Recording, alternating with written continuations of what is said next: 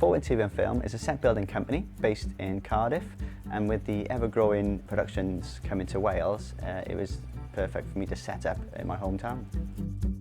We have a selection of skill sets, scenic artists, scenic carpenters, scenic welders, sculptors, and continuously build sets for TV and dramas and films in surrounding studios, Wolf Studios, Dragon Studios and Pinewood.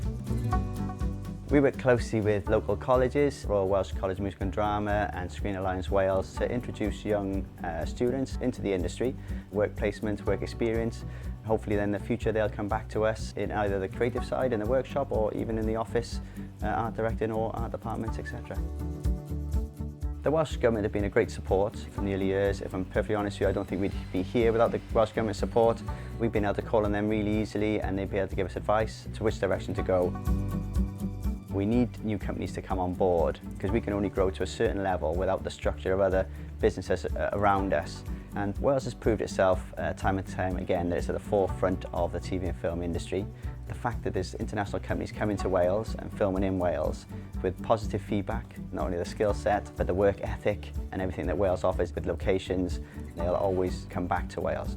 So I think that proves that it's a perfect place to do your productions.